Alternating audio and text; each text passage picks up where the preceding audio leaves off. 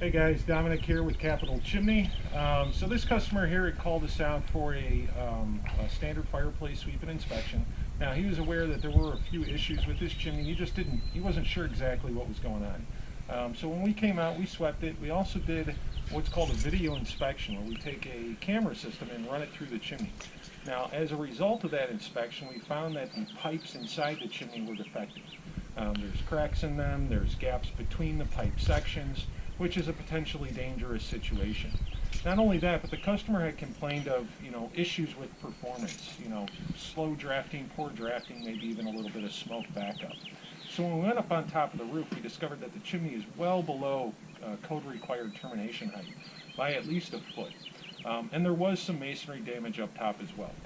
So we're going to go through and show you guys the process and how we take care of this problem. We're going to be rebuilding the top of the chimney, extending it to code required termination height, as well as putting a new liner in the chimney, which is basically a stainless steel pipe. And that'll take place of the defective clay pipes. So we're going to work on that now. We'll check back in a little bit later. Alright, so we're back up on the roof. I wanted to show you guys what's going on exactly with the chimney system. As you can see, we've already got the chimney torn down to where we've reached stable masonry. If you look at, this is where the exhaust terminated from before. You look at the peak of the roof and it doesn't meet code height. So this needs to be minimum 3 feet out of the roof and 2 feet higher than anything within 10 feet. Which, because it's too short, can lead to drafting and performance problems. So what we've done is we found a closest match brick. We're going to rebuild the chimney, extend the termination height so that it's well above code height, which should improve the performance and draft of the fireplace. And then once the rebuild portion of the job is done, we're going to be installing a new liner. A liner is basically a heavy gauge stainless steel pipe we're going to put inside the chimney. So we're going to go ahead and work on that now. We'll check back in a little bit later.